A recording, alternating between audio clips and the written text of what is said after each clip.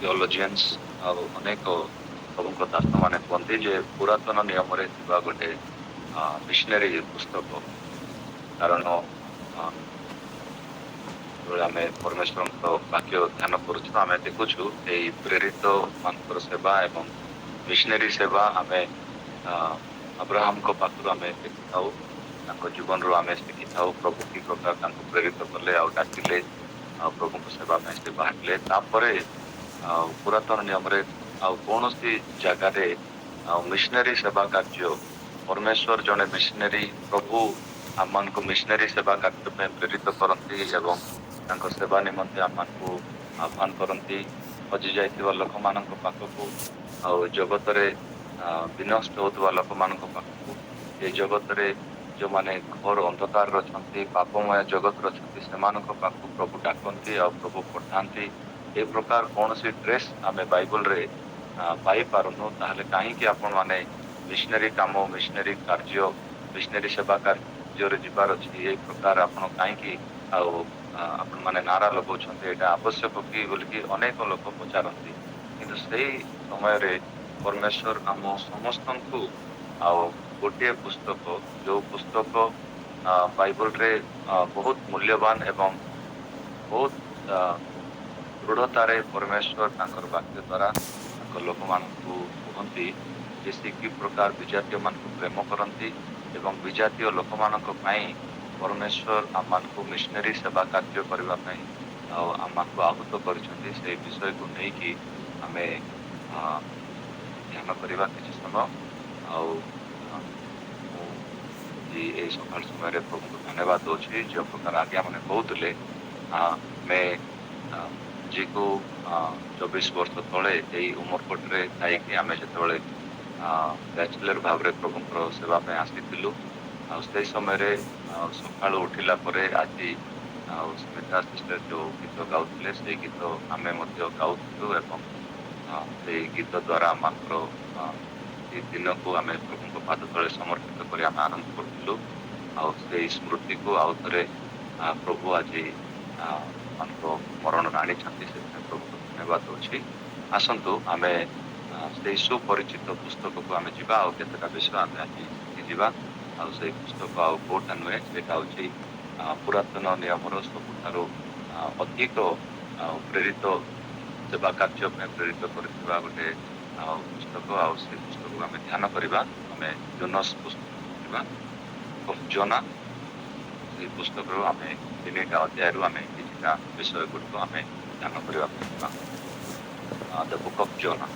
ଆଉ ଏଇ ଜୋନସ୍ ପୁସ୍ତକ ଲେଖକ କିଏ ଆଜି ପର୍ଯ୍ୟନ୍ତ ଏଇଟା ଅଛି ନାହିଁ ରହିଅଛି କିନ୍ତୁ ଆମେ ଏତିକି ଜାଣିଛୁ ଅନେକ ଲୋକ କୁହନ୍ତି ଯେ ଜୋନସ୍ ପୁସ୍ତକ ଏଇଟା ଗୋଟେ କାହାଣୀ ଆଉ ଏଇଟା କେବଳ ପ୍ରଭୁ ଆଉ ଲୋକମାନଙ୍କୁ ଜଣାଇବା ପାଇଁ ଆଉ ଏଇ କାହାଣୀ ସମସ୍ତଙ୍କୁ ଗୋଟେ ପ୍ରେରଣାର କାରଣ ହେଇପାରିବ ସେଥିପାଇଁ ପରମେଶ୍ୱର ଲିପିବଦ୍ଧ କରିଅଛନ୍ତି।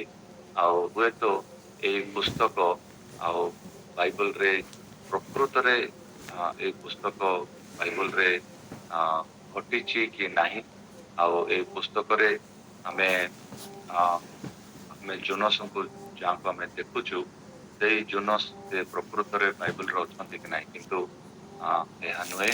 ବାଇବଲରେ ପ୍ରକୃତରେ ଜୋନସଙ୍କ ବିଷୟରେ ଲେଖା ଅଛି ଏବଂ ଜୋନସଙ୍କୁ ପ୍ରଭୁ କି ପ୍ରକାର ବ୍ୟବହାର କରିଥିଲେ ଆଉ ଅମିତାଇଙ୍କର ପୁତ୍ର ତାଙ୍କ ବିଷୟରେ ବାଇବଲରେ ଆମେ ପଢିଛୁ ଏବଂ ଆମେ ଧ୍ୟାନ କରୁଛୁ।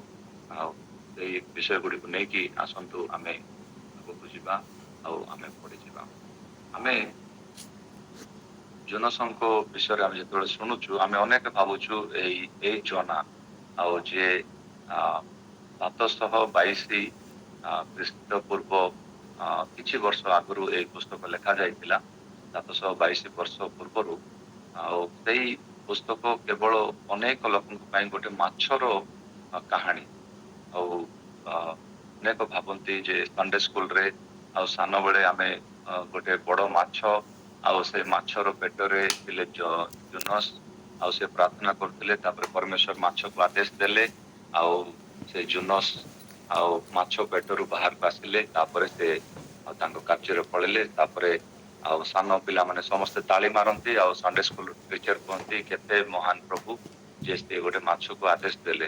ତ ଏଇଟା ଅନେକ ଥର କେବଳ ଗୋଟେ ମାଛର କାହାଣୀ ହେଇକି ରହିଯାଏ। ଆଉ ଏଇ କାହାଣୀରେ ଯୋଉ ମୁଖ୍ୟ ବିଷୟ ଅଛି ସେଇ ବିଷୟକୁ ଆଉ ଅନେକ ଥର ଆମେ ଧ୍ୟାନ କରି ନଥାଇପାରୁ।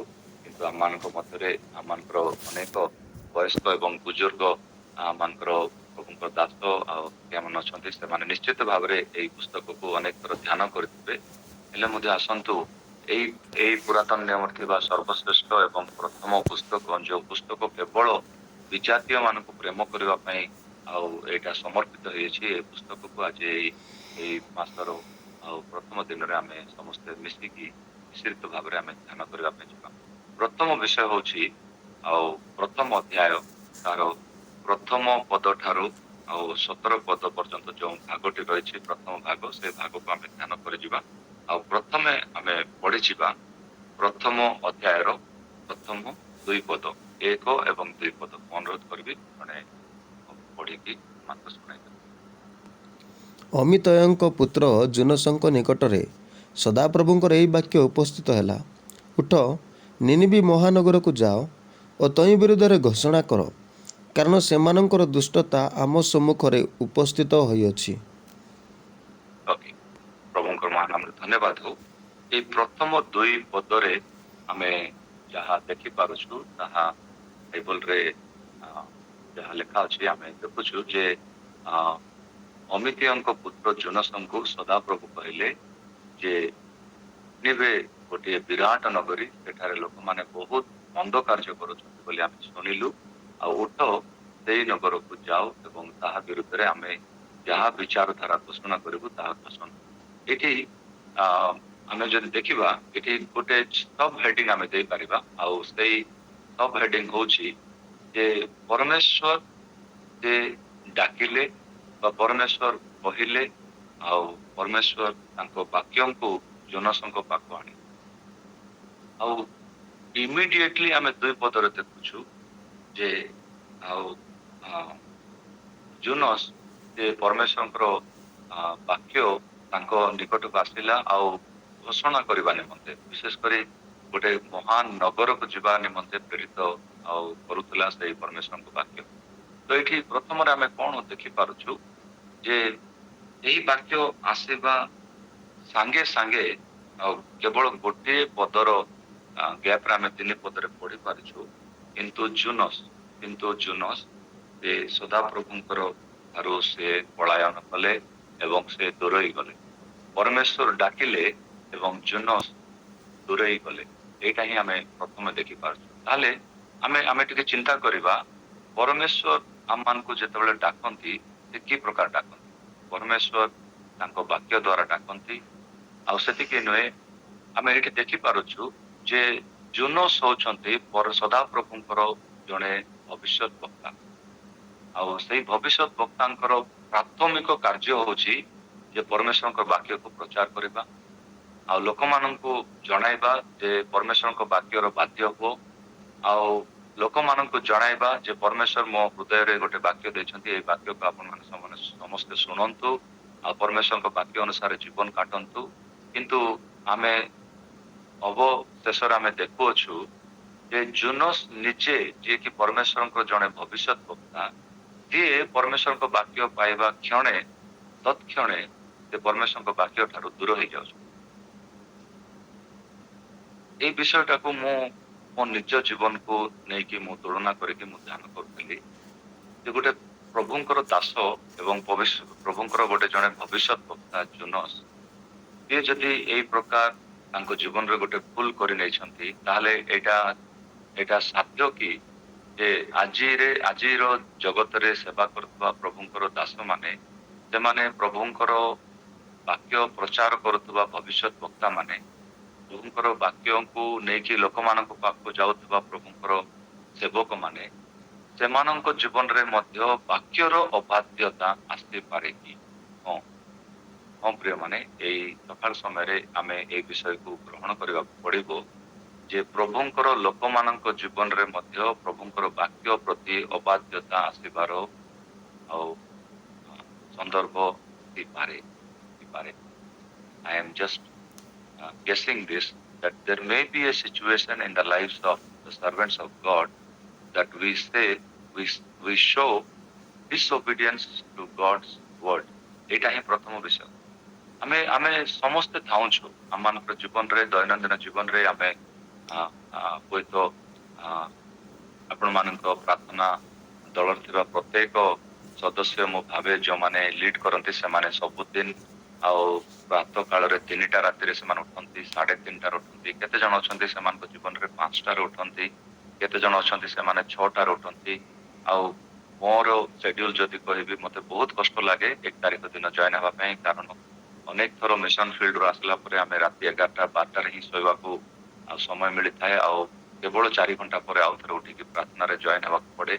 କିନ୍ତୁ ପ୍ରଭୁଙ୍କର ମହାନାମରେ ଧନ୍ୟବାଦ ହଉ ଯେ ଅନେକ ଆମର ଆଜ୍ଞାମାନେ ଅଛନ୍ତି ଯୋଉମାନେ ଆଉ ଆମମାନଙ୍କୁ ପ୍ରେରିତ କରନ୍ତି ଯେ ଆମେ ପ୍ରଭୁଙ୍କର ପାଦ ତଳକୁ ଆମେ ପ୍ରାତଃ କାଳରେ ଯିବା।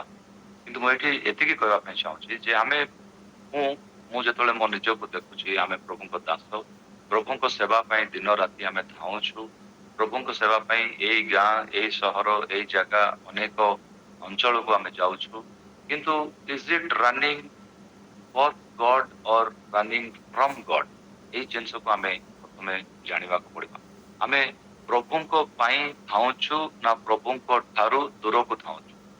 ଅନେକ ଥର ଏମିତି ହୁଏ ଯେ ଆମେ ପ୍ରଭୁଙ୍କ ବାକ୍ୟ ପ୍ରଚାର କରୁ କରୁ କରୁ ଏଇ ପ୍ରକାର ଗୋଟେ ସମୟ ଆସେ ଯେ ବାକ୍ୟରେ ଥିବା କୌଣସି ଗୋଟେ ଅଂଶ, ବାକ୍ୟରେ ପ୍ରଭୁଙ୍କର ଦାସ ମାନେ ନେଇକି ଆସୁଥିବା କୌଣସି ଗୋଟେ ବାକ୍ୟ, ସେଟା 1 ତାରିଖ ହେଇପାରେ, ସେଟା 5 ତାରିଖ ହେଇପାରେ, କି ସେଟା 30 ତାରିଖ ହେଇପାରେ। ଆମମାନଙ୍କ ମଧ୍ୟରେ ଅନେକ ପ୍ରଭୁଙ୍କ ଦାସ ମାନେ ଆସୁଛନ୍ତି, କିନ୍ତୁ ବେଳେ ବେଳେ ଏମିତି ମଧ୍ୟ ହେବ, ଆଉ ନିଶ୍ଚିତ ଭାବରେ ହେବ ଯେ ଗୋଟିଏ ଦିନ ଏମିତି ଗୋଟେ ବାକ୍ୟ ଆସିବ ଆମ ନିକଟକୁ ପ୍ରଭୁ ସେ ବାକ୍ୟ ପଠାଇବେ, ଯୋଉ ବାକ୍ୟକୁ ମୁଁ ଶୁଣିବି କିନ୍ତୁ ମୁଁ ପସନ୍ଦ କରିବି। କାହିଁକି? ପ୍ରଭୁ ମତେ ସେ ବାକ୍ୟ ଦ୍ଵାରା କଥା ହେଇଛନ୍ତି।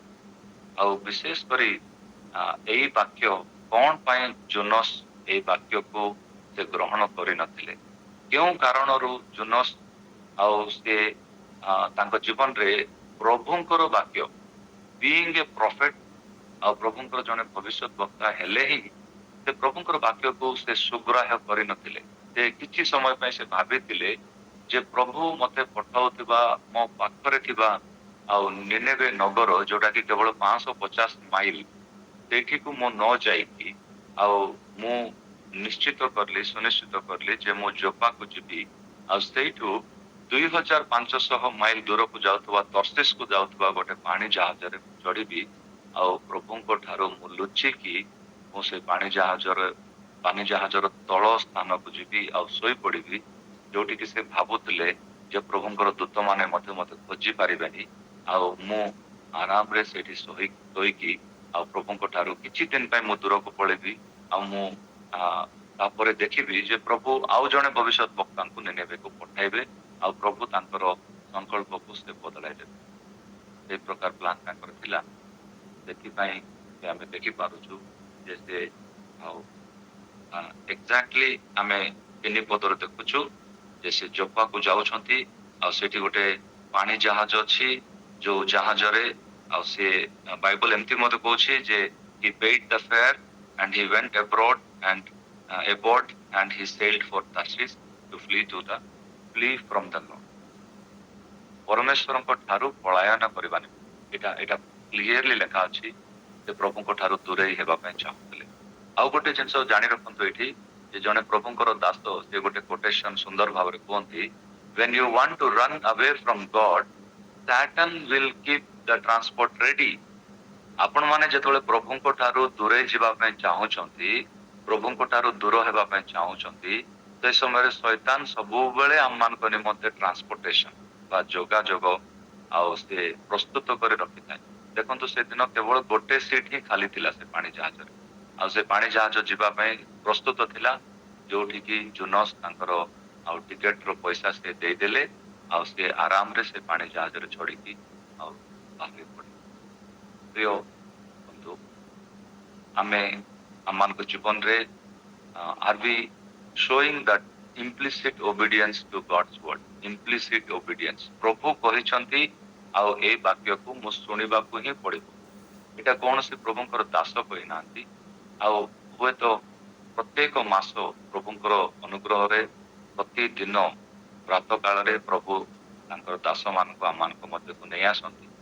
ଆଉ ଜୁନସ୍ ପରି ଗୋଟେ ଛୋଟିଆ ବାକ୍ୟ ଯୋଉଟା କି କେବଳ 4ଟା ଅଧ୍ୟାୟ, ଭାବୁଥିଲି ଯେତେବେଳେ ଜୁନସ୍ ର 4 ଅଧ୍ୟାୟକୁ ଆମେ ପଢୁଛୁ ଆଉ age A missionary, age A servant of ଗଡ, ଆଉ ମୁଁ ଚିନ୍ତା କରୁଥିଲି ଯେ ଏଇ ଜୁନସ୍ ପୁସ୍ତକ ଆଉ ଏଇ 4 ଅଧ୍ୟାୟ 4 ଦିଗକୁ ଆମମାନଙ୍କୁ ଆଉ ସୂଚିତ କରାଇଥାଏ। ଇଷ୍ଟ ୱେଷ୍ଟ ନର୍ଥ ସାଉଥ ଯେଉଁ ପ୍ରକାର ଅଛି, ପ୍ରଭୁ ଜୋନସଙ୍କୁ 4 ଦିଗରେ ଆଉ ସେ ଜଣାଇବା ପାଇଁ ଚାହୁଁଥିଲେ ଯେ ଜୋନା, you have 4 directions in your life.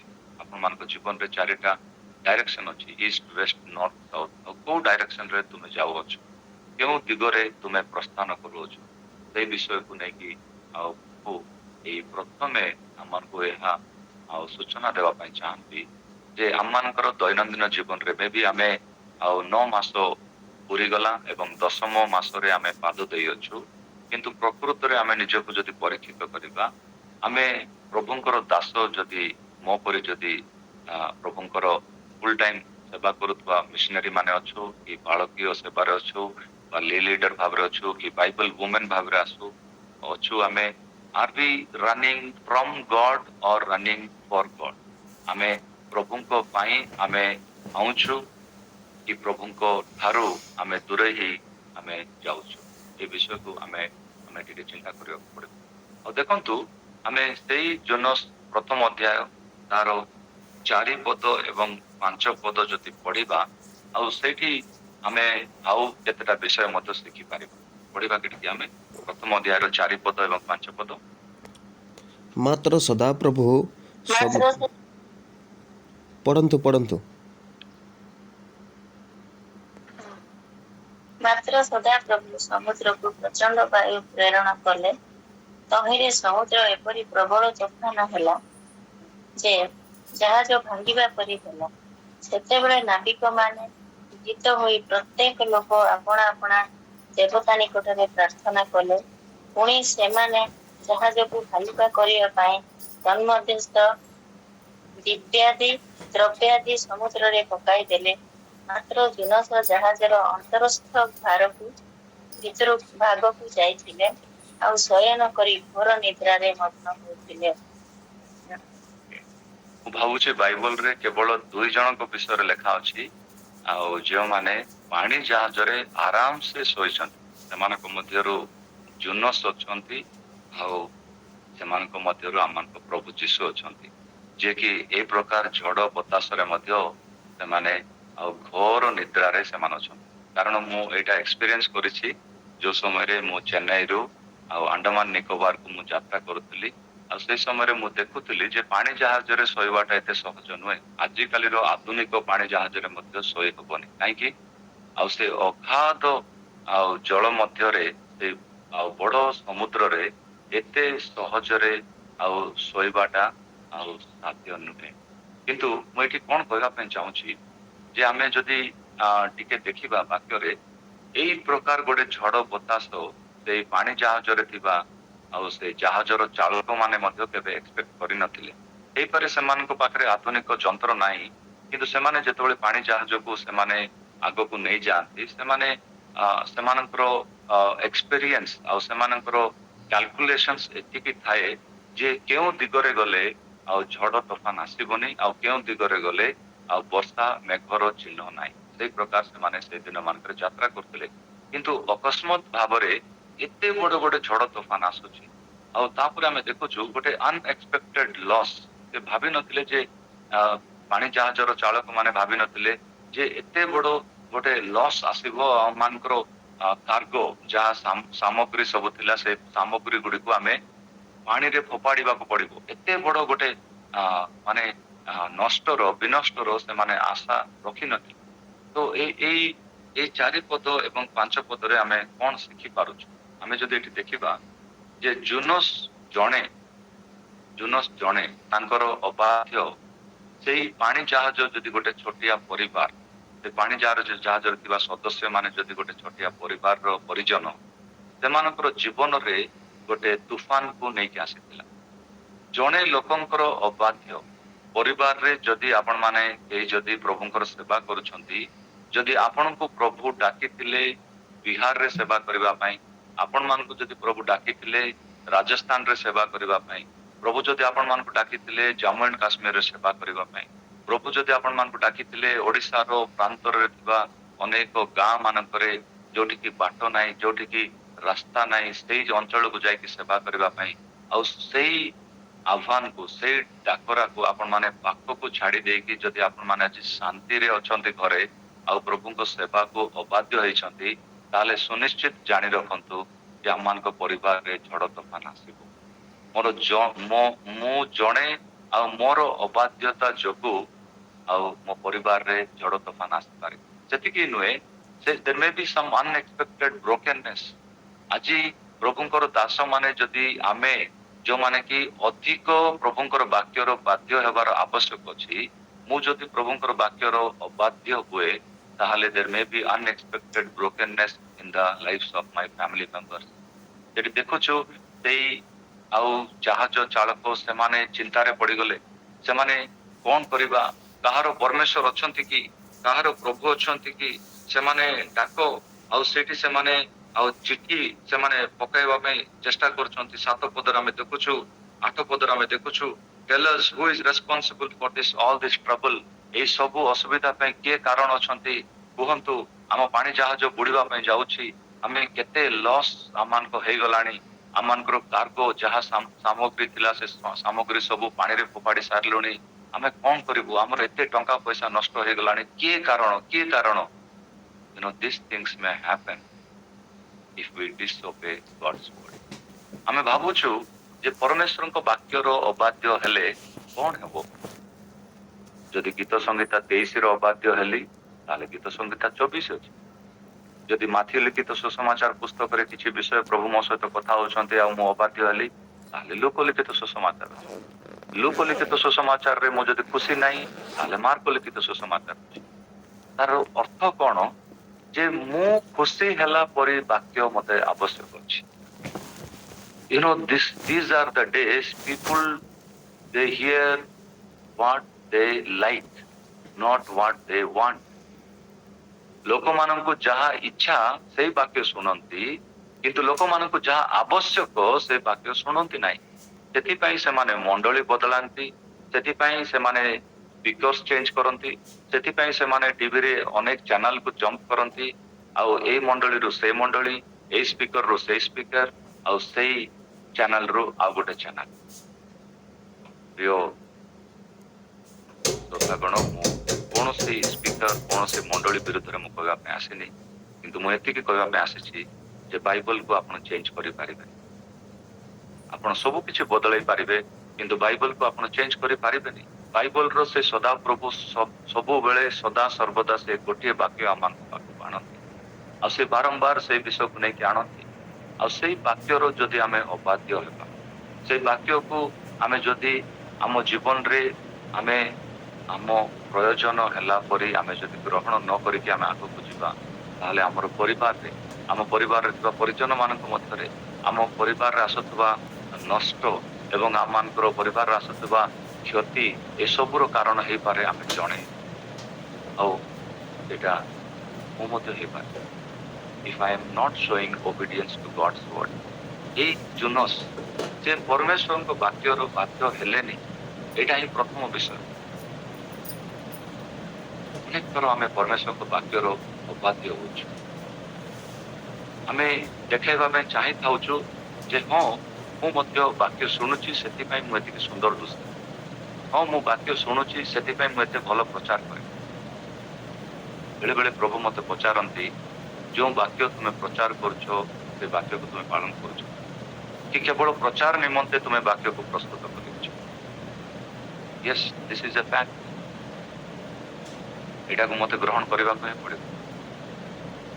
ପ୍ରଭୁଙ୍କ ଦାସ ଭାବରେ ଅନେକ ପରିସ୍ଥିତିରେ ମୁଁ ଯଦି ବାକ୍ୟ ପ୍ରସ୍ତୁତ କରୁଛି କେବଳ ପ୍ରଚାର ନିମନ୍ତେ, ସେ ପ୍ରଶ୍ନ ମୋ ପାଖକୁ ଆସୁଛି, ଆଉ ଯୋଉ ବାକ୍ୟ ମୁଁ ପ୍ରଚାର କରୁଛି ତାହା ମୁଁ ପାଳନ କରୁଛି। ଅନେକ ଥର ମୋ ପ୍ରାର୍ଥନା ବିଷୟରେ ପ୍ରଚାର କରିପାରୁନି, ସେ ବଳ ମୁଁ ପାଇପାରୁଛି। ଅନେକ ଥର ମୁଁ ମୋ ଶରୀରର ଥିବା ଅନେକ ଶକ୍ତି, ଅନେକ ବଳ, ଅନେକ ମନରେ ଥିବା ଜ୍ଞାନକୁ ମୁଁ ତୁଳନା କରୁଛି, କିନ୍ତୁ ଅନେକ ଥର ପ୍ରଭୁ ପଚାରନ୍ତି ତୁମ ଆଣ୍ଠୁରେ କେତେ ଶକ୍ତି ଅଛି, ତୁମ ଆଣ୍ଠୁରେ ବଳ ଅଛି। ବୟସ ହେବା ଆଗରୁ ଅନେକ ଲୋକମାନଙ୍କୁ ଆଣ୍ଠୁରେ ବଥା ପଳାଏ। କଣ ପାଇଁ? ସେ ବ୍ୟଥାର କାରଣ ହଉଛି ଯେ ମୋ ଆଣ୍ଠୁରେ ଶକ୍ତି ନାହିଁ। ଜୁନସ୍ ସେ ପରମେଶ୍ୱରଙ୍କ ଠାରୁ ଦୂରେଇ ଯାଉନଥିଲେ, ସେ ପରମେଶ୍ୱରଙ୍କ ବାକ୍ୟ ଠାରୁ ଦୂରକୁ ଯାଉଥିଲେ। ସେ ବାକ୍ୟକୁ ଜାଣିଲେ, ବାକ୍ୟକୁ ବୁଝିଲେ, ଆଉ ବାକ୍ୟ ଏତିକି ହିଁ ତାଙ୍କୁ ଆଉ କହୁଥିଲା ଯେ ତୁମେ ନିନେବେକୁ ଯିବାର ଅଛି, ନିନେବେରେ ଯାଇକି ତୁମେ ଘୋଷଣା କରିବାର ଅଛି। କିନ୍ତୁ ସେ ବୁଝିପାରିନଥିଲେ ଯେ ତାଙ୍କୁ ସେ ବାକ୍ୟ ଆଉ ତାଙ୍କର ଆଉ ଇସ୍ରାଏଲ ଦେଶର ସବୁଠାରୁ ବଡ଼ ଶତ୍ରୁ ଆଉ ସେଇ ଅସ୍ତ୍ରୀୟ ଲୋକମାନେ, ଯୋଉମାନେ କି ଯହୁଦୀ ମାନଙ୍କୁ ଦେଖିଲେ ସେମାନେ ମାରିବେ ଆଉ ହାଣିଦେବେ, ସେମାନଙ୍କ ପାଖକୁ ମୁଁ କି ପ୍ରକାର ସେ ପରମେଶ୍ୱରଙ୍କ ଶକ୍ତିକୁ ଅଣଦେଖା କରିଦେଇଥିଲେ। ପରମେଶ୍ୱରଙ୍କର ଜ୍ଞାନ, ସେଇ ଅପାର ଜ୍ଞାନକୁ ସେ ଅବୁଝ ହେଇଥିଲେ, ସେଥିପାଇଁ ସେ ଯାଇକି ଶୋଇପଡ଼ିଲେ। ଏଇଟା ହଉଛି ପ୍ରଥମ ବିଷୟ। ଦ୍ୱିତୀୟ ବିଷୟ ଆଡ଼କୁ ଯିବା। ଜୁନସ୍ କି ପ୍ରକାର ଆଉ ସେଇ ପରମେଶ୍ୱରଙ୍କ ବାକ୍ୟକୁ ରେସ୍ପଣ୍ଡ କରୁଛନ୍ତି, ସେଟା ଆମେ ଦ୍ୱିତୀୟ ଅଧ୍ୟାୟରେ ଦେଖିପାରୁଛୁ। ଦ୍ୱିତୀୟ ଅଧ୍ୟାୟରେ ଆମେ ଦେଖିପାରୁଛୁ, ପ୍ରଥମ ବିଷୟ ହଉଛି ଜୋନା ଇଜ୍ ଇନ୍ ଏ ଡେସ୍ପରେଟ୍ କଣ୍ଡିସନ। ଆଉ ସେଟା 2 ପର୍ବର ପ୍ରଥମ ଭାଗରେ ଆମେ ଦେଖିପାରିବା ଯେ ସେ ଗୋଟେ ଅସହାୟ ସ୍ଥିତିରେ ଅଛନ୍ତି, ଯୋଉଠିକି ସେ କୌଣସି ପ୍ରକାର ସାହାଯ୍ୟ ପାଇପାରିବେ ନାହିଁ। ଆଉ ଅଗାଧ ସମୁଦ୍ରର ଜଳରେ ଆଉ ସେଇ ଜଳ ମଧ୍ୟରେ ଥିବା ସେଇ ଛୋଟିଆ ପାଣି ଜାହାଜର ସବୁଠାରୁ ସର୍ବ ନିମ୍ନ ସ୍ଥାୟୀରେ ଯାଇକି ସେ ଶୋଇଛନ୍ତି। ଆଉ ସେଇଠି ସେ ଆଉ ଆମେ ଦେଖିପାରୁଛୁ ଆଉ ସେ ଚିନ୍ତିତ ଅଛନ୍ତି। ଆଉ ତାପରେ ଆମେ ଦେଖିପାରୁଛୁ ଯେ ସେଇ 2 ପର୍ବରେ ଯେତେବେଳେ ଆଉ ସେ ଲୋକମାନେ ବହୁତ ବିଚଳିତ ହେଇକି ସେମାନେ ପଚାରୁଛନ୍ତି କିଏ ତୁମେ କି ସେଇ ଆଉ ବିନାଶର କାରଣ, ସେ ହଁ କହୁଛନ୍ତି। ଆଉ ହଁ କଲା ପରେ ସେ କହୁଛନ୍ତି ଯେ ଗୋଟିଏ ହିଁ ମାର୍ଗ ଅଛି, ମତେ ତୁମେ ଜଳ ଫୋପାଡ଼ି ଦିଅ। ଆଉ ସେମାନେ ବହୁତ ଦୁଃଖର ସହିତ, ସେମାନେ ତାଙ୍କ ହୃଦୟର ବେଦନାର ସହିତ ସେମାନେ ଜୋନସଙ୍କୁ ଜଳରେ ଫୋପାଡ଼ି ଦଉଛନ୍ତି। ଆଉ ଯୋଉ ସମୟରେ ଜୋନସ୍ ଆଉ ସେ ମାଛର ପେଟ ଭିତରକୁ ସେ ଯାଉଛନ୍ତି, ଆଉ ସେ ମାଛର ପେଟ ମଧ୍ୟରୁ ସେ ପ୍ରାର୍ଥନା କରୁଛନ୍ତି।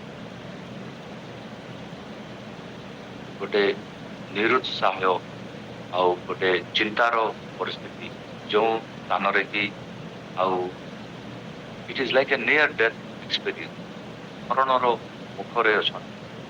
ହଁ, ସେଇ ସମୟରେ ସେ ମରଣରେ ଆଣୁଛନ୍ତି ଯେ ମୁଁ ପ୍ରଭୁଙ୍କ ପାଇଁ ସମର୍ପିତ କରିଥିଲି, ମୁଁ ମନ ପରିବର୍ତ୍ତନ କରିଥିଲି, ମୁଁ ଅନେକ ଲୋକମାନଙ୍କର ମନ ପରିବର୍ତ୍ତନ କାରଣ ହେଲି।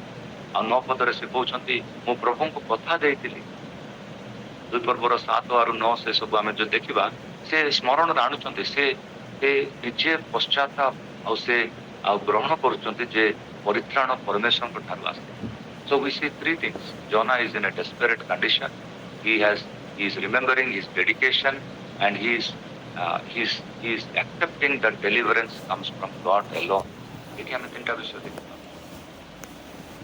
ଆଉ ଏଇ ସନ୍ଦର୍ଭକୁ ଆମେ ଯଦି ଦେଖିବା ଏଇ 2 ପର୍ବରେ, ଆଉ ବହୁତ ଖୁସିର ବିଷୟ, ଗୋଟେ ଆନନ୍ଦର ବିଷୟ ଆମେ ଦେଖିପାରୁଛୁ। when God was speaking to Jonah, ପରମେଶ୍ୱର ଯେତେବେଳେ ଜୋନସଙ୍କ ସହିତ କଥା କହୁଛନ୍ତି, ତାଙ୍କର ବାକ୍ୟକୁ ଜୋନସଙ୍କ ପାଖକୁ ଆଣୁଛନ୍ତି। God is speaking। କିନ୍ତୁ ଆମେ 2 ପର୍ବର 10 ପଦକୁ ଯେତେବେଳେ ଆସୁଛୁ, 10 ପଦ ପଢିବା, 2ର 10 ପଦ। ଏଥିରେ ସଦାପ୍ରଭୁ ସେହି ମତ୍ସ୍ୟକୁ ଆଜ୍ଞା କରନ୍ତି, ସେ ଜୋନସଙ୍କୁ ଶୁଷ୍କ ଭୂମିରେ ଉଦ୍ଧାର କଲା। Yes, ଆଦେଶ କରନ୍ତେ। ମୁଁ ଅନେକ ବାଇବଲରେ ଖୋଜୁଥିଲି ଯେ ପରମେଶ୍ୱର ସେ ମତ୍ସ୍ୟକୁ, ସେ ମାଛକୁ ଅନ୍ୟ କିଛି ଭାଷାରେ କଥା ହେଲେ, ଆଉ NIV ରେ, NASB ରେ, ଆମ୍ପ୍ଲିଫାଇଡ୍ ବାଇବଲରେ, ନ୍ୟୁ ଲିଭିଂ ଟ୍ରାନ୍ସଲେସନରେ, କଣ୍ଟେମ୍ପୋରାରୀ ଇଂଲିଶ ଭର୍ସନରେ ସବୁ ଜାଗାରେ ଲେଖା ଅଛି ଗଡ୍ କମାଣ୍ଡେଡ୍ ଦ ଫିsh। ପରମେଶ୍ୱର ସେ ମତ୍ସ୍ୟକୁ ଆଦେଶ ଦେଲେ।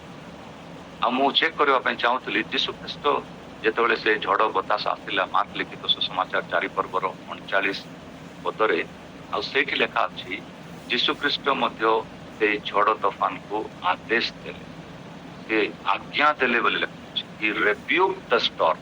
ତ ଏଠି ପ୍ରିୟ ବନ୍ଧୁ, ଆପଣ ମାନେ ଜାଣି ରଖନ୍ତୁ, ପରମେଶ୍ୱର ଯେତେବେଳେ ଆମ ସହିତ କଥା ହୁଅନ୍ତି, ସେ ତାଙ୍କର ବାକ୍ୟକୁ ପଠାନ୍ତି, ସେ ଖୁବ ସୁନ୍ଦର ଭାବରେ आम मान मन को जानी से बहुत दृढ़ भाव प्रेमर सहित आम बेले बेले जमी जोर रे पार्टी करुचु प्रभु तुम्हें एमती करने को पड़ो तुम्हें न करले हबनी प्रभु प्रभु प्रभु को आम आदेश दौचु बेले बेले किंतु प्रभु आम सहित जो कथा कहती धीर स्तर से बहुत सुस्थिर से बहुत प्रेमर सहित आम सहित कथा हमें आ जुनस को से बहुत प्रेम करुले से कहले जुनस तुम्हें निनेवे को जीवा पड़ो किंतु जेतबेले से माछ सहित कथा होचंती प्रभु सेतिकी प्रेम रे कथा होना प्रभु आदेश दोचन that means when God is speaking with his people he speaks in love and when God is speaking with the problem he commands the problem इटा ही विषय प्रभु तांको लोक मानक सहित प्रेम रे कथा होवंती किंतु प्रभु जेतबेले प्रॉब्लम सहित कथा होवंती से आदेश दियंती तो हे पारे आज सकाळ समय रे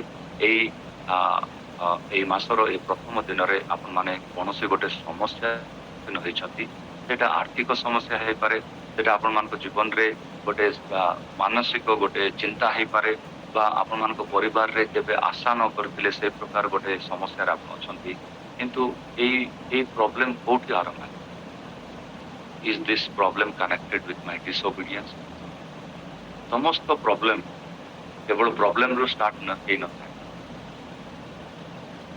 अनेक प्रकार रो ए प्रकार समस्या गुड़िक अच्छी से समस्या मो द्वारा आरंभ आउ ग्रहण करने प्रस्तुत अच्छी मोर अबाध्य जो मोर अविश्वस्तता जो मोर प्रभु ठार दूरे जो आज यही परिस्थिति परिवार रे आनी जो पानी जहाज रे मु अच्छी से जहाज रे प्रत्येक लोक मानकर विनाशर कारण मु अच्छी कि आउ ठीक से प्रकार आउ गोटे परिस्थिति है पाउलो से यात्रा करते जेरूसलेम आउ पाउलो सदाप्रभु को पचारुचंती प्रभु मो विनाशर कारण कि मो निमंते आउ ए पानी जहाज रे लोक समस्त मरीजे कि आ प्रभु कहते ना ना ना तुम्हें भूल बुझ ए पानी जहाज रे जड़े लोकंकर विनाश हेब नहीं कारण तुम्हें पानी जहाज आश्चर्य गोटे जगार आम देखु जोनस ये पानी जहाज अच्छा सी होती से पानी जहाज समस्त विनाशर कारण आ गोटे जगार आम देखु साधु पाउलो जे कि पिलातों पाख यात्रा कर रोम को जाऊँ समय बहुत बड़ गोटे झड़ तोफान आसूसी कार्गोर लॉस होती फाइनान्स लॉस होती से विनाशर सबू किसी सम्मुखीन कलापर से बड़ तूफान रे प्रभु को साधु पाउलो पचारुंट प्रभु यही पानी जहाज रे कौन हम कौन घटवाई जाऊ प्रभु कहते तुम्हें ये पानी जहाज अच्छ से पानी जहाज रे जनर विनाश जड़े लोक मरण मुख्य को जीवे ना समस्ते बचे कारण तुम्हें मोर दास ये पानी जहाज अच्छे चिंता कर फेलोशिप कौच आम सहभागिता आम कौच आम परिवार गोटे सहभागिता आम मंडली गोटे सहभागिता आम ये प्रार्थना दल गोटे सहभागिता ये सहभागितार मु विनाशर कारण आड़ को जाऊँगी ये सहभागितार परित्राण आड़ को जाऊँगी I should learn these lessons. A desperate situation ए प्रकार गोटे मरण मुख को जाइथिबा ए प्रकार गोटे परिस्थिति रे आ से ग्रहण कले जुनस ग्रहण कले जे मु ए परिस्थिति रे ए जगत रे ए संसार रे मु एकला अछि आ मत्स्यर पेट भितर अछि किंतु ए परिस्थिति रे मध्य जे स्मरण कले जे मो जीवन रे थिबा सबुठारो दुखमय परिस्थिति रे मु यीशु को स्मरण करे आ से यीशु को स्मरण करथवा समय रे जे तांकर डेडिकेशन को स्मरण कर what was his dedication his primary call तांकर प्राथमिक आह्वान होची जे मो परमेश्वर को पाखरे मु नत करबी मु निज को नम्र करबी एवं प्रभु मते जहा कहू अछंती जणे अबाध्य एवं जणे बाध्य हेबा लोकर जदि तफात को हमें देखिबा that main difference between A obedient person and A disobedient person is humbleness जड़े जदि प्रभुंकर वाक्यर बाध्य होची प्रभुंकर दास भाव रे प्रभुंकर विश्वासी भाव रे से बाध्यतार गोटे ही कारण अच्छी जे आम नम्र होगा आउ जदि मु अबाध्य होची प्रभुंकर वाक्य को मु सुग्राह्य करि पारुनी प्रभुंकर वाक्य रो दूरे जाउची ताहाले सेटार कारण गोटे ही थाई पारे सेटा होची मो भितर थिबा गर्व जोड़ा कि मते देखा जाए नहीं କୌଣସି ମେସିନ୍ ନାହିଁ ଏ ଜଗତରେ ଯେ ଆମମାନଙ୍କର ବିପି ଚେକ୍ କରିବ, କିନ୍ତୁ ଆମର ଗର୍ବ କେତେ ଅଛି, ନମ୍ରତାରୁ କେତେ ଦୂର ଆଜି ପଳେଇ ଯାଇଛି। ନମ୍ର ହେଇପାରୁନି ପ୍ରଭୁଙ୍କ ସାନ୍ନିଧ୍ୟରେ। ମୁଁ ଯଦି ନମ୍ର ହେଇପାରୁନାହିଁ ତାହେଲେ ମୁଁ କେବେ ତାଙ୍କ ବାକ୍ୟକୁ ବାଧ୍ୟ ହେଇପାରିବିନି। ଆଉ ଏଇ ଅବାଧ୍ୟତା ପ୍ରଭୁଙ୍କ ଆଗରେ ପ୍ରଭୁ ଦେଖିପାରିବେ, କିନ୍ତୁ ମଣିଷମାନେ ଦେଖନ୍ତି ନାହିଁ। ସେଥିପାଇଁ ଆମମାନଙ୍କ ପରିବାରରେ ଅନେକ ସମସ୍ୟା ଆସେ। କାହିଁକି ମୋ ସ୍ତ୍ରୀର ବାଧ୍ୟ ହେଇପାରୁନି, କାହିଁକି ମୋ ପିଲାମାନଙ୍କର ବାଧ୍ୟ ହେଇପାରୁନି। ମୁଁ ପଚାରୁଛି ଅନେକ ଲୋକମାନଙ୍କୁ ଯେ ମୋ ପିଲାମାନେ କୋଉ ସ୍କୁଲରେ ଆଉ ମୋ ପୁଅ ଝିଅ ମାନେ ସେମାନେ କୋଉ କଲେଜରେ ବାଧ୍ୟତା ଶିଖିବେ, କିନ୍ତୁ ପ୍ରଭୁ କୁହନ୍ତି ଯେ ତୁମେ ପ୍ରଥମେ ମୋର ବାଧ୍ୟ ହୁଅ, ତୁମ ତୁମର ସନ୍ତାନ ସନ୍ତତି ମାନେ ତୁମର ବାଧ୍ୟ ହେବେ। କୌଣସି ୟୁନିଭର୍ସିଟି ନାହିଁ ଯୋଉଠିକି ଆମମାନଙ୍କୁ ପ୍ରଭୁଙ୍କର ପରମେଶ୍ୱରଙ୍କର ବାଧ୍ୟତା ଆମେ ଶିଖିପାରିବା। କିନ୍ତୁ ପ୍ରଭୁ କହୁଛନ୍ତି ତୁମେ ଯଦି ମୋ ପାଖରେ ବାଧ୍ୟ ହବ, ତୁମେ ଯଦି ମୋ ପାଖରେ ତୁମେ ନିଜକୁ ନମ୍ର କରିବ, ତାହେଲେ ସାରା ଜଗତର ଲୋକମାନେ ତୁମ ପାଖରେ ନତମସ୍ତକ ହେବେ, ନମ୍ର ହେବେ। ଆମେ ନମ୍ରତା ଆଉ କାହାଠାରୁ ଶିଖିପାରିବା? ଆଉ ଆମେ ଦେଖିପାରୁଛୁ ଯେ ଜୁନସ୍ ସେ ଗୋଟିଏ ଜିନିଷ ସ୍ମରଣରେ ଆଣିଥିଲେ ସେ ଦୁଇ ପର୍ବରେ, ଯେ I have to fix my eyes on to Jesus. ଯୀଶୁଙ୍କ ଉପରେ ହିଁ ମୋ ଚକ୍ଷୁକୁ ମୁଁ ଲକ୍ଷ୍ୟରେ ରଖିବି, କାରଣ ପରିତ୍ରାଣ ତାଙ୍କ ଠାରୁ ହିଁ ଆସେ। ପରିତ୍ରାଣ ତାଙ୍କ ଠାରୁ ଆସେ। ସେ ତାଙ୍କର ନିଜର ପରିତ୍ରାଣକୁ ସ୍ମରଣରେ ଆଣୁଛନ୍ତି।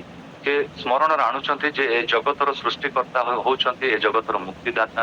ଆଉ ସେତିକି ନୁହେଁ, ଏଇ ଜଗତର ମୁକ୍ତିଦାତା ହଉଛନ୍ତି ନିନେବେ ନଗରର ମୁକ୍ତିଦାତା। ଏ ବିଷୟକୁ ସେ ମାଛର ପେଟରୁ ସେ ଗ୍ରହଣ କରୁଛନ୍ତି। ଅନେକ ଥର ଆମମାନେ,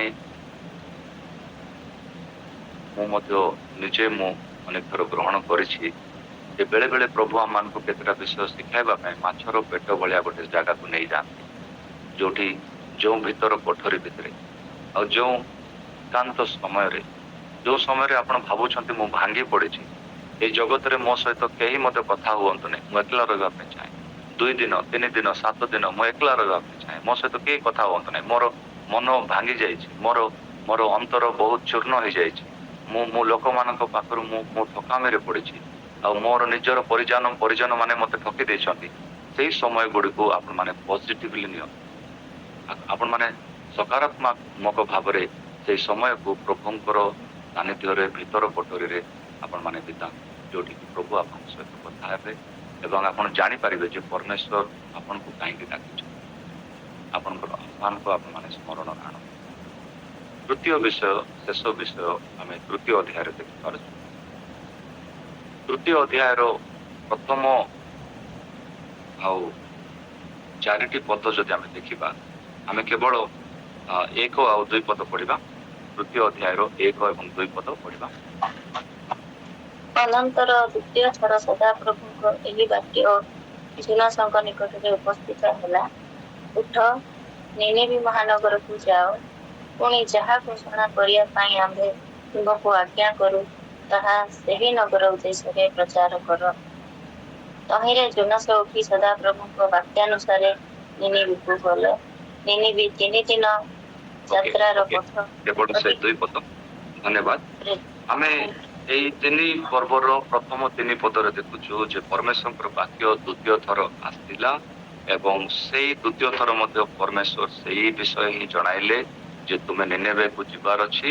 ଏବଂ ଇମିଡିଏଟଲି ଆମେ ପ୍ରଥମ ଅଧ୍ୟାୟର 3 ପଦରେ ଦେଖୁଛୁ ଜୁନସ୍ ସେ ପଳାୟନ କଲେ, ଆଉ ତୃତୀୟ ଅଧ୍ୟାୟର 3 ପଦରେ ଆମେ ଦେଖୁଛୁ ଜୁନସ୍ ସେ ପରମେଶ୍ୱରଙ୍କର ବଶୀଭୂତ ହେଲେ ଆଉ ସେ ନିନେବେକୁ ଗଲେ। ସେ କୌଣସି ପାଣି ଜାହାଜ ଖୋଜି ନାହାନ୍ତି, ଆଉ କୌଣସି ଟିକେଟ କିଣିବା ପାଇଁ ମଧ୍ୟ ସେ ଚେଷ୍ଟା କଲେ। ଆଉ ଥରେ ସେ ସମୁଦ୍ରକୁ ଯାଉଛନ୍ତି। ପ୍ରଥମ ଥର ସେ ସମୁଦ୍ରକୁ ଗଲେ, ପାଣି ଜାହାଜରେ ଚଢିଲେ, ଆଉ ତାଙ୍କୁ ଫୋପାଡା ଗଲା, ଆଉ ତାଙ୍କେ ମାଛର ପେଟକୁ ପଳେଇଲେ, ଆଉ ଅନେକ ସମସ୍ୟା ସେଠୁ ହେଲା। ଏବେ ଆଉ ଥରେ ସେ ସମୁଦ୍ର ମଧ୍ୟକୁ ଯାଉଛନ୍ତି, ଆଉ ସେଇ ସମୁଦ୍ର ମଧ୍ୟ ଦେଇକି ସେ ନିନେବେକୁ ଯାଉଛନ୍ତି। ଆଉ ସେ ନିନେବେକୁ ସେ ସେଠି ଯାଇକି 3 ଦିନ ଆଉ ସେଠି ସେ ଦେଖୁଛନ୍ତି ଯେ ପ୍ରଭୁ କଣ ସେଠି କରିଛନ୍ତି, କଣ କରିବା ପାଇଁ ଚାହୁଁଛନ୍ତି। ସେ ସେଠି ପରୀକ୍ଷଣ କରୁଛନ୍ତି, ସେଠି ଗୋଟେ ସେ ଇମ୍ପୋର୍ଟାଣ୍ଟ ସିଟିକୁ ଆଉ ସେ ଦେଖୁଛନ୍ତି, ସେ ଗୋଟେ ସର୍ଭେ କରୁଛନ୍ତି, ଆଉ ପ୍ରଭୁ ତାଙ୍କୁ ଦେଇଥିବା ବାକ୍ୟକୁ ସେ ପ୍ରଚାର କରିବା ପାଇଁ ଆରମ୍ଭ କରୁଛନ୍ତି। 4 ପଦରେ ଆମେ ଦେଖୁ। ତ ବିଶେଷ କରି ଏଠି ମୁଁ ଆପଣମାନଙ୍କୁ ଏହା କହିବା ପାଇଁ ଚାହୁଁଛି ଯେ ଜୁନସ୍ ତାଙ୍କର କମିଶନ କୁ ସେ ଗ୍ରହଣ କଲେ, ପ୍ରଭୁ ତାଙ୍କୁ ଦେଇଥିବା ସେ ବୋଝକୁ ସେ ଗ୍ରହଣ କଲେ, ଆଉ ସିଏ ନିନେବେର କନଫେସନ ଆଡକୁ ତାଙ୍କୁ ନେଇଗଲେ। ନିନେବେର କନଫେସନ କଣ? ନିନେବେର ପ୍ରତ୍ୟେକ ଲୋକ, ରାଜା ଠାରୁ ଆରମ୍ଭ କରିକି ସାଧାରଣ ଲୋକ ପର୍ଯ୍ୟନ୍ତ, ସର୍ବସାଧାରଣ ଲୋକ ପର୍ଯ୍ୟନ୍ତ ସମସ୍ତେ ପ୍ରଭୁଙ୍କର ବାକ୍ୟର ବାଧ୍ୟ ହେବାର ଅଛି। ପ୍ରଭୁଙ୍କର ବାକ୍ୟ ସମସ୍ତେ ବାଧ୍ୟ ହେବା ପାଇଁ ଆମେ ଚାହୁଁଛୁ। ଯେତେ ଜଣକୁ ଆମେ ପ୍ରଚାର କରୁଛୁ ସମସ୍ତେ ବାଧ୍ୟ ହେବା ପାଇଁ ଚାହୁଁଛୁ, କିନ୍ତୁ ପ୍ରଥମେ ପ୍ରଭୁ ଚାହୁଁଥିଲେ ତୁମ ଠାରୁ ଏଇ ବାଧ୍ୟତା ଆରମ୍ଭ। ତୁମେ ନିଜେ ମୋ ବାକ୍ୟର ବାଧ୍ୟ ହେଇଛ। ସେଥି ନିମନ୍ତେ ପ୍ରଭୁ ଜୋନାସଙ୍କୁ ପ୍ରଥମେ ତାଙ୍କ ଠାରୁ ସେ ବାଧ୍ୟତା ଆଉ ଶୁଣାଇବା ପାଇଁ ସେ ଚେଷ୍ଟା କରୁଥିଲେ। ଆଉ ଏଠି ଗୋଟେ ସୁନ୍ଦର ବିଷୟ ଆମେ ଦେଖିପାରୁଛୁ ଯେ ନିନେବେର ଏଇ କନଫେସନ, ନିନେବେର ଏଇ ସ୍ୱୀକୃତି ଆମେ କେମିତି ଆରମ୍ଭ ହେଲା ସେ ବିଷୟରେ ବହୁତ ସୁନ୍ଦର ଭାବରେ ବାଇବଲ ଉଲ୍ଲେଖ କରେ। ଆମେ ପଢିଯିବା ଆଉ ଆମେ ସେଇ ବିଷୟକୁ ଆମେ ଯେତେବେଳେ 5 ପଦ ଆଉ 6 ପଦ ଆମେ ଟିକେ ପଢିବା। 3 ପର୍ବର 5 ପଦ ଏବଂ 6 ପଦ। ତହିଁରେ ନିନିବିର ଲୋକମାନେ ପରମେଶ୍ୱରଙ୍କ ଠାରେ ବିଶ୍ୱାସ କଲେ ଓ ଉପବାସ ଘୋଷଣା କରି ବଡ଼ ଠାରୁ ସାନ ପର୍ଯ୍ୟନ୍ତ ସମସ୍ତେ ଜଟବସ୍ତ୍ର ପିନ୍ଧିଲେ। ଅନନ୍ତର ଏହି ସବୁ ବାର୍ତ୍ତା ନିନିବି ରାଜା ନିକଟରେ ଉପସ୍ଥିତ ହୁଅନ୍ତେ, ସେ ଆପଣା ସିଂହାସନରୁ ଉଠିଲା ଓ ଆପଣା ବସ୍ତ୍ର କାଢି ଜଟବସ୍ତ୍ର ପିନ୍ଧି ଭସ୍ମରେ ବସିଲା। Yes. ଏଠି ଆମେ ବହୁତ ସୁନ୍ଦର ଭାବରେ ଦେଖିପାରୁଛୁ ଯେ ଏଇ ନିନେବେରେ ଥିବା ଏଇ ମହାନ ସେବା କାର୍ଯ୍ୟ, ଏଇ ସେବା କାର୍ଯ୍ୟଟି ଆରମ୍ଭ ହେଇଥିଲା ନିନେବେ ଲୋକମାନଙ୍କ ମଧ୍ୟକୁ। ଆଉ 5 ପଦ ଦେଖିପାରୁଛୁ ଯେ ନିନେବେରେ ଥିବା ପ୍ରତ୍ୟେକ ଲୋକମାନେ ସେମାନେ ବିଶ୍ୱାସ କଲେ ପରମେଶ୍ୱରଙ୍କୁ, ସେମାନେ ଗୋଟେ ଉପବାସକୁ ଘୋଷଣା କଲେ। ଆଉ ଏଇ ଖବରଟି ରାଜାଙ୍କ ପାଖକୁ ପହଞ୍ଚିଲା, ଆଉ ରାଜା ମଧ୍ୟ ସେଇ ପ୍ରକାର ବସ୍ତ୍ର ପିନ୍ଧିକି ସେ ତାଙ୍କର ଆଉ ରାଜ ସିଂହାସନରୁ ପଡିଲେ। ଆମମାନଙ୍କର ସେବା କାର୍ଯ୍ୟ ସାଧାରଣ ଲୋକମାନଙ୍କ ମଧ୍ୟରେ ହିଁ ଆରମ୍ଭ କରୁଛି। ମୁଁ ଆପଣମାନଙ୍କର ବିଶ୍ୱାସକୁ ଆଜି ମୁଁ ଆଉ ଟିକେ ଉତ୍ତେଜିତ କରିବା ପାଇଁ ଚାହୁଁଛି। ଏଇ ଅକ୍ଟୋବର ମାସର ପ୍ରଥମ ଦିନରେ ଦୟାକରି ମୋ ବିଷୟକୁ, ମୋର ଚିନ୍ତାଧାରାକୁ ଆପଣମାନେ ଗ୍ରହଣ କରନ୍ତୁ। ଆମେ ଗୋଟେ ବିଷୟରେ ସମସ୍ତେ ଆମେ ବହୁତ ଦୁର୍ବଳ ଅଛୁ। ସେଇ ବିଷୟ ହଉଛି ଯେ ପୁରାତନ ନିୟମରେ ଆମେ ଯଦି ଆଦି ପୁସ୍ତକରୁ ଆରମ୍ଭ କରିବୁ, ପରମେଶ୍ୱରଙ୍କର ଲୋକମାନେ, ପରମେଶ୍ୱରଙ୍କର ସେବକମାନେ ସମସ୍ତେ ରାଜାମାନଙ୍କ ସାମ୍ନାରେ ସେବା କରିଛନ୍ତି। ପାଉଲ ରାଜାଙ୍କ ସାମ୍ନାରେ ସେବା କରିଛନ୍ତି, ଦାଉଦ ରାଜାଙ୍କ ସାମ୍ନାରେ ସେବା କରିଛନ୍ତି, ଅବ୍ରାହମ ରାଜାଙ୍କ ସାମ୍ନାରେ ସେବା କରିଛନ୍ତି। ଅନେକ ବାଇବଲରେ ଥିବା ଲୋକମାନେ ଅଛନ୍ତି, ସମସ୍ତେ ରାଜାମାନଙ୍କର ସମ୍ମୁଖରେ ଠିଆ ହେଇକି ସେବା କରିଛନ୍ତି। କିନ୍ତୁ ପ୍ରଭୁ, ମୁଁ ଭାବୁଛି ଆମ ଭାରତ ଦେଶରେ ଥିବା ମୋ ପରି ସେବକ ମାନଙ୍କୁ ଆହୁରି ଟିକେ ବିଶ୍ୱାସରେ ଆମକୁ ବଢାଇବାର ଅଛି ଯେ ଆମେ ଆମ ଭାରତ ଦେଶର ରାଜ ପଥରେ ଥିବା ବଡ ବଡ ଅଧିକାରୀ ମାନେ, ଆମ ଦେଶର ପ୍ରାଇମ ମିନିଷ୍ଟର, ଆମ ଦେଶର ପ୍ରଧାନମନ୍ତ୍ରୀ, ଆମ ରାଜ୍ୟର ମୁଖ୍ୟମନ୍ତ୍ରୀ, ଆମ ଦେଶର ରାଷ୍ଟ୍ରପତି, ଏମାନଙ୍କ ପାଖକୁ ଯାଇକି ଆମେ କେବେ ସେବା କରିବୁ? When will God show compassion to our nation? ଆମ ଦେଶରେ ଥିବା ଅନେକ ପରିସ୍ଥିତି ପାଇଁ ଆମେ ପ୍ରାର୍ଥନା କରୁଛୁ। ଅନେକ ପରିସ୍ଥିତି, ଆମ ଦେଶରେ ଥିବା ଗରିବୀ, ଆମ ଦେଶରେ ଥିବା ହିଂସାତ୍ମକ ଆଉ ଏଇ ପଲିଟିକ୍ସ, ରାଜନୀତି, ନେତା ମାନେ ଅଛନ୍ତି, କ୍ରିମିନାଲ କେସେସ୍ ଗୁଡିକ ଅଛି, ଅନେକ ପ୍ରକାର ହିଂସା ଚାଲିଛି। ଏସବୁ ପାଇଁ ଆମେ ମାତି ଯାଇଛୁ ପ୍ରାର୍ଥନା କରିବା ପାଇଁ। କିନ୍ତୁ ମୋର ଗୋଟିଏ ବିନମ୍ର ଅନୁରୋଧ ଏଇ ସକାଳ ସମୟରେ ଯେ ଆମେ ଆମ ଦେଶର ରାଜାମାନଙ୍କ ପାଖକୁ ଆମେ କେତେବେଳେ ପହଞ୍ଚିବୁ? ଆମ ଦେଶକୁ ପରିପାଳନା କରୁଥିବା, ରାଜ୍ୟରେ ଆଉ ରାଜତ୍ୱ କରୁଥିବା ନେତାମାନଙ୍କ ପାଖକୁ ଆମେ କେତେବେଳେ ପହଞ୍ଚିବୁ? ହେଇପାରେ ମୋ ପ୍ରାର୍ଥନାର ଦୁର୍ବଳତା ହିଁ। ଯେତେବେଳେ ଜୋନାସ ପ୍ରାର୍ଥନା କରୁଛନ୍ତି, ତାଙ୍କ ପ୍ରାର୍ଥନାରେ ଲୋକମାନେ, ତାଙ୍କର ଘୋଷଣାରେ ଲୋକମାନେ ମନ ପରିବର୍ତ୍ତନ କରିବା ପାଇଁ ପ୍ରସ୍ତୁତ ହଉଛନ୍ତି। ଆଉ ସେତିକି ନୁହେଁ, ଜୋନାସ ଏବଂ ବାପ୍ତିଜିଙ୍କ ଜହନକୁ ଆମେ ଦେଖୁଛୁ, ରାଜାମାନେ ସେମାନଙ୍କର ବାର୍ତ୍ତା ଶୁଣିବା ପାଇଁ ଆସୁଛନ୍ତି। ଆଉ ଜୋନାସଙ୍କର ସେଇ ବାର୍ତ୍ତା ରାଜାଙ୍କ ପାଖକୁ ପହଞ୍ଚିଲା, ଆଉ ସେ ମନ ପରିବର୍ତ୍ତନ କଲେ।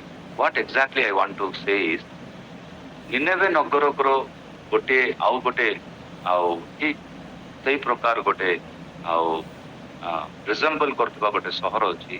ଆଉ ସେଇ ସହର ମଧ୍ୟ ନିନେବେ ନଗର ପରି ଥିଲା।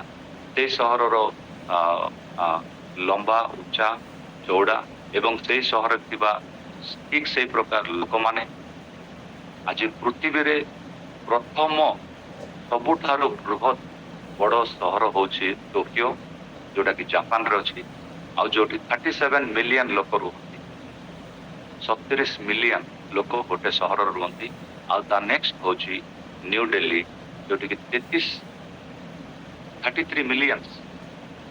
Million people live in one city that is called New Delhi। ଆଉ ସେଇ ଅସ୍ଟ୍ରିଆ ଦେଶର ଯେଉଁ ପ୍ରକାର ରାଜଧାନୀ ଥିଲା ନିନେଭେ, ଠିକ୍ ସେଇ ପ୍ରକାର ପ୍ରଭୁ ଆମମାନଙ୍କୁ ଏଇ ସକାଳ ସମୟରେ ବହୁତ ସ୍ପଷ୍ଟ ଭାବରେ ଏଇ ବିଷୟକୁ ଆଉ ଗୋଟେ ସାଧାରଣ ମିଶନାରୀ ଭାବରେ ମୁଁ ଆପଣମାନଙ୍କୁ ଅନୁରୋଧ କରିବା ପାଇଁ ଚାହୁଁଛି ଯେ ପ୍ରଭୁ ଆମମାନଙ୍କୁ ହେଇପାରେ ଆଉ ନୂଆଦିଲ୍ଲୀ ପରି ଗୋଟେ ସହରକୁ ଡାକୁଛୁ, ଯୋଉ ସହର ଆଜି ସାରା ପୃଥିବୀରେ ଆମେ ଆମମାନଙ୍କର ଭାରତ ଦେଶର କ୍ୟାପିଟାଲ ବୋଲି କହୁଛୁ। କିଛି ଦିନ ଆଗରୁ, କିଛି ବର୍ଷ ଆଗରୁ କିଏ ଜଣେ ଏ ପ୍ରକାର ଉଲ୍ଲେଖ କରିଥିଲା ନ୍ୟୁୟର୍କର ଟାଇମ୍ସ ମ୍ୟାଗାଜିନରେ ଯେ new Delhi is not the capital of India, it is the rape capital of India. ଏତେ ପ୍ରକାରର ଅତ୍ୟାଚାର, ଏତେ ହିଂସାତ୍ମକ କାଣ୍ଡ ଗୁଡ଼ିକ ନ୍ୟୁ ଦିଲ୍ଲୀରେ ହୁଏ, ଆଉ ନ୍ୟୁ ଦିଲ୍ଲୀରେ ଥିବା ସେଇ ଲୋକମାନେ ଏତେ ଭୟଭୀତ ଭାବରେ ବଞ୍ଚନ୍ତି। ସେଇଠି ଯେଉଁ ପ୍ରକାର ମାରାତ୍ମକ ବିଷୟ ଗୁଡ଼ିକ ହୁଏ, ଏସବୁକୁ ଦେଖିଲା ପରେ ଆମେ ଚିନ୍ତା କରିବା ନୂଆଦିଲ୍ଲୀ ପାଇଁ ପ୍ରାର୍ଥନା କରିବା। New Delhi is like the capital. ଆଉ ସର୍ବଶେଷରେ ମୁଁ ଏହା ହିଁ ଆପଣମାନଙ୍କୁ କହିବା ପାଇଁ ଚାହୁଁଛି ଯେ ଫର୍ ପ୍ରିଚର୍ସ ଲାଇକ୍ ମି, ମୋ ପରି ପ୍ରଚାରକ ମାନଙ୍କ ପାଇଁ ଯଦି ଗୋଟେ ଅଡିଏନ୍ସ ଅଛନ୍ତି, ଗୋଟେ ଶ୍ରୋତା ଦଳ ଅଛନ୍ତି, ତାହେଲେ ପ୍ରଚାର କରିବାଟା ବହୁତ ସହଜ ହୁଏ। ଆଉ ପ୍ରଭୁ କହୁଥିଲେ ଜୋନାସଙ୍କୁ ଯେ ତୁମେ ନିନେଭେକୁ ଯାଅ, ସେଠି ଅସଂଖ୍ୟ ଲୋକ ରେଡି ଅଛନ୍ତି ତୁମ ବାକ୍ୟ ଶୁଣିବାକୁ, କିନ୍ତୁ ସେ ବାଧ୍ୟ ହେଇନି। There are many preachers who don't have an audience, but Jonah had a very good audience। ପ୍ରଭୁ କହୁଛନ୍ତି ଯେ ମୁଁ ଶେଷ ଜାଣିଛି, ତୁମେ ନିନେଭେକୁ ଯାଅ, ସେଠି କଣ କରିବାର ଅଛି ମୁଁ ଜାଣିଛି, ତୁମେ କେବଳ ଯାଅ। God commissions us for a greater purpose। God wants us to be a messenger। ପରମେଶ୍ୱର ଚାହାନ୍ତି ଯେ ଆମେ ଗୋଟେ ବାର୍ତ୍ତା ବହ ହଉ, ଆଉ ସେତିକି ନାହିଁ। ସବୁଠାରୁ ମହାନ ବିଷୟ ହଉଛି ଯେ ପରମେଶ୍ୱର ଯେ ଦୟାରେ ପୂର୍ଣ୍ଣ ପରମେଶ୍ୱର ଏଭ୍ରି ଜଣେ ଜିହୁଦୀ ଲୋକକୁ ଯୋଉ ପ୍ରେମ କରନ୍ତି, ଯୋଉ ଦୟା ଦେଖନ୍ତି, ସେଇ ଦୟା ପ୍ରଭୁ ବିଜାତୀୟ ମାନଙ୍କୁ ଦେଖାଇବା ପାଇଁ ଚାହାନ୍ତି। ଏଇଟା ହିଁ ସର୍ବଶ୍ରେଷ୍ଠ ବିଷୟ। ବିଜାତୀୟ ମାନଙ୍କୁ ମୁଁ ପ୍ରେମ କରୁଛି, ସେ ଅଶ୍ରୀୟ ମାନଙ୍କୁ ମୁଁ ପ୍ରେମ କରୁଛି, ସେ ଅଶ୍ରୀୟ ଦେଶରେ ଥିବା ସେ ନିନେଭେ ନଗରରେ ଥିବା ଲୋକମାନଙ୍କୁ ମୁଁ ପ୍ରେମ କରୁଛି। ସେଥିପାଇଁ ସେ ନଗରକୁ ତୁମେ ଯାଅ, ସେଠିର ବିଜାତୀୟ ମାନଙ୍କୁ ପରିତ୍ରାଣ ଦେବା ପାଇଁ। ଭାରତ ଦେଶରେ ଆମମାନଙ୍କ ସାମ୍ନାରେ କେଉଁ ଚ୍ୟାଲେଞ୍ଜ ଅଛି ସବୁଠାରୁ ବଡ଼ ଅଛି? ସବୁଠାରୁ ବହୁତ ବୃହତ୍ ସମସ୍ୟା କୋଉଟା? ସେ ସମସ୍ୟା ହଉଛି ଆମ ଦେଶର ବିଜାତୀୟ ମାନଙ୍କୁ, ଯୋଉମାନେ ପ୍ରଭୁଙ୍କୁ ଜାଣିନାହାନ୍ତି, ସେମାନଙ୍କ ପାଖକୁ ଆମେ କେବେ ଯିବା, ସେମାନଙ୍କ ପାଖକୁ ଆମେ କେବେ ପହଞ୍ଚିବା? ଆମେ ଭାବୁଥିଲୁ ବେଳେ ବେଳେ ଯେ ଭୁବନେଶ୍ୱର ଗୋଟେ ଏଇ ପ୍ରକାର ଗୋଟେ ଓଡ଼ିଶାର ରାଜଧାନୀ, ଯୋଉଠିକି ଖ୍ରୀଷ୍ଟିଆନ ଲୋକମାନେ ସୁରକ୍ଷାରେ ଅଛନ୍ତି, ସେଠି କୌଣସି ପ୍ରକାର ଆଉ ଆକ୍ସିଡେଣ୍ଟ ହବନି, ସେଠି କୌଣସି ପ୍ରକାର ଧର୍ମ ବିରୁଦ୍ଧର କାର୍ଯ୍ୟ ହବନି, ଲୋକମାନେ ସୁରକ୍ଷାରେ ଅଛନ୍ତି। ଭୁବନେଶ୍ୱରରେ ଖ୍ରୀଷ୍ଟିଆନ ଲୋକମାନଙ୍କ ପାଇଁ କୌଣସି ତାଡ଼ନ ନାହିଁ। କିନ୍ତୁ ଆମେ କିଛି ଦିନ ହେଲା ଆମେ ଶୁଣିପାରୁଛୁ ଯେ ଏତେ ବଡ଼ ସହର ଭୁବନେଶ୍ୱର, ଓଡ଼ିଶାର ରାଜଧାନୀ ହେଲେ ମଧ୍ୟ ସେଇଠି ଆଉ ଭୁବନେଶ୍ୱରରେ ମଧ୍ୟ 2-3ଟା ଜାଗାରେ ତାଡ଼ନା ଆରମ୍ଭ ହେଇଗଲାଣି। ଆଉ ଏଇ ସମୟ ମାନଙ୍କରେ ପ୍ରଭୁଙ୍କର ଜଣେ ଦାସ ଭାବରେ ମୁଁ ଆପଣମାନଙ୍କୁ ଏତିକି କହିବା ପାଇଁ ଚାହୁଁଛି ଆଉ ଶେଷ କରିବା ପାଇଁ ଚାହୁଁଛି ଯେ ଆମେ ବିଜାତୀୟ ମାନଙ୍କ ପାଇଁ ପ୍ରାର୍ଥନା କରିବା। ଆମମାନଙ୍କର ଦର୍ଶନ ଅନେକ ରହିପାରେ, କିନ୍ତୁ ପ୍ରଭୁ ଚାହୁଁଛନ୍ତି ଯେ ସେ ବିଜାତୀୟ ଲୋକମାନଙ୍କୁ ତାଙ୍କର ସେଇ ସ୍ୱର୍ଗୀୟ ପ୍ରେମ, ସେଇ ସ୍ୱର୍ଗୀୟ ପରିତ୍ରାଣକୁ ନେଇକି ଆମେ ଜଣେ ବାର୍ତ୍ତାବହ ହେବା। ଆଉ ଏଇ ମାସ ହୁଏତ ଅକ୍ଟୋବର ମାସ, ଆମେ ଏ ବର୍ଷର 10ମ ମାସରେ ଆମେ ପ୍ରବେଶ କରିଛୁ। ଆମେ ଅନେକ କାର୍ଯ୍ୟ କରୁଛୁ, କିନ୍ତୁ ବିଜାତୀୟ ମାନଙ୍କୁ ପାଖକୁ ପହଞ୍ଚିବା ପାଇଁ ଆମେ କଣ କରୁଛୁ? ଜୋନାସ୍ ପରି ସତ୍ୟର ବାଧ୍ୟ ହଉଛୁ କି ଅବାଧ୍ୟ ହେଇକି ଅନେକ ବାଟରେ ଯାଉଛୁ, ଅନେକ କିଛି କରୁଛୁ, ପାଇଁ କରୁଛୁ, କିନ୍ତୁ ପ୍ରଭୁଙ୍କ ସହିତ କରୁନୁ। ସାହାଯ୍ୟ କରନ୍ତୁ এই ବିଷୟକୁ ଆହୁରି ଅଧିକ ବୁଝିବା ପାଇଁ। ଧନ୍ୟବାଦ। ପ୍ରେଜ୍ ଦ ଲର୍ଡ।